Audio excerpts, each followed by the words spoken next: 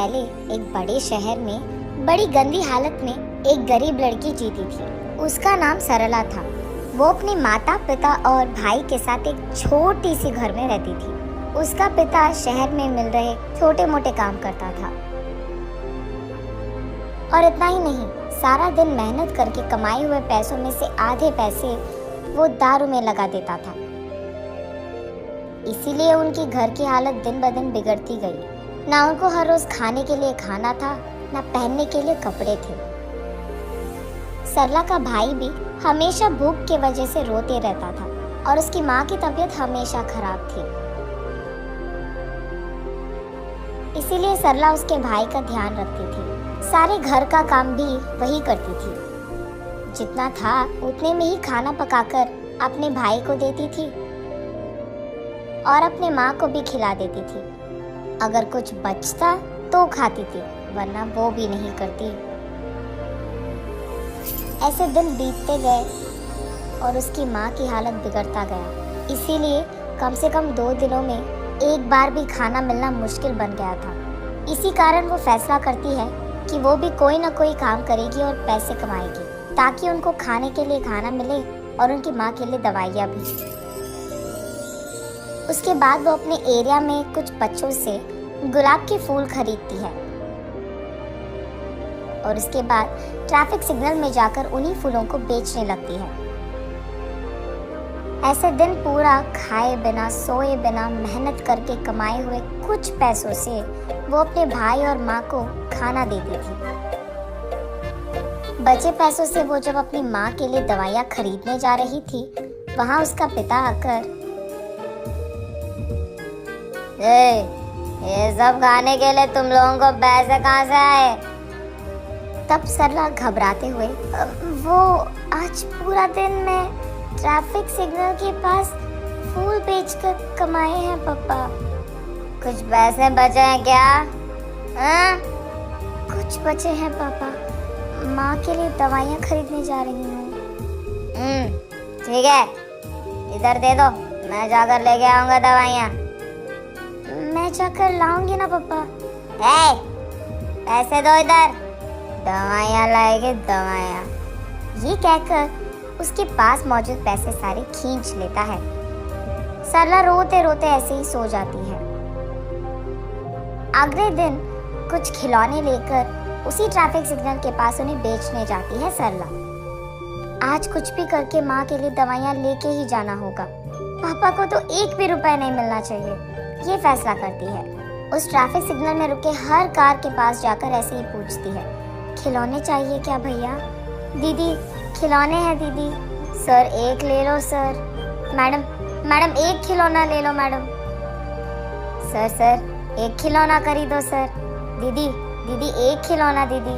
ऐसे वहाँ आते जाते सब लोगों से वो विनती करती है, लेकिन दोपहर होने के बावजूद एक भी खिलौना कोई भी नहीं खरीदता है और उसे एक फूटी कौड़ी भी नहीं मिलती है।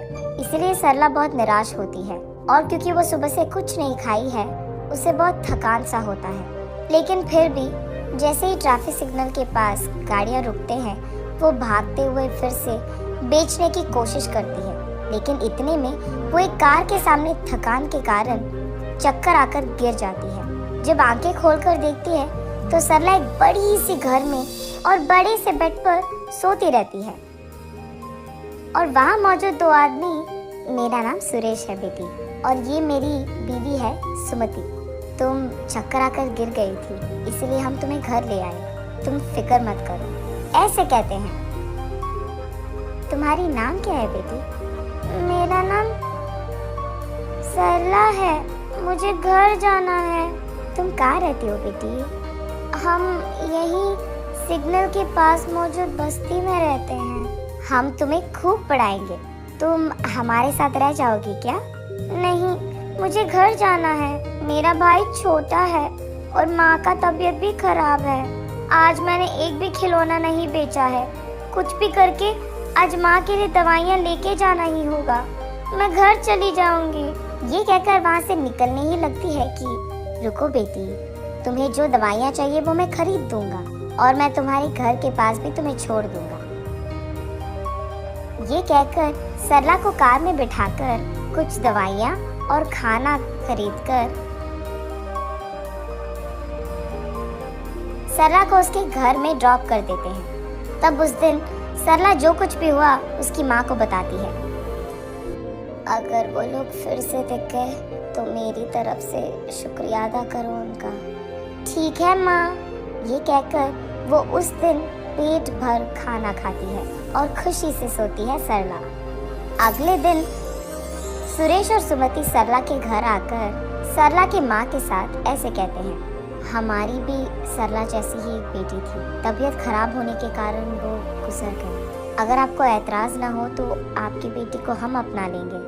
हम वैसे भी गरीब हैं, कम से कम उसको तो एक अच्छी जिंदगी मिलेगी।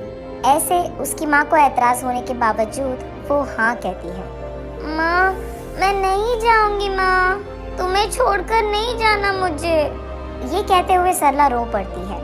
तब सरला को वो लोग समझकर ऐसे कहते हैं, तुम्हारा सारा परिवार हमारे साथ रह सकता है। हमारे तो रिश्तेदार भी नहीं हैं और औलाद भी नहीं है। हमारे पास बहुत सारे पैसे हैं और तुम सबका देखभाल हम कर सकते हैं। सरला की माँ को ये बात मंजूर होती है। तब सुरेश और सुमति सरला के साथ उसके सारी परिवार को उनके घर ले जाते हैं। अगले ही दिन से सरला एक बड़ी पाठशाला में पढ़ने के लिए जाती है और सरला के भाई को खेलने के लिए बहुत सारे खिलौना खरीद कर देते हैं।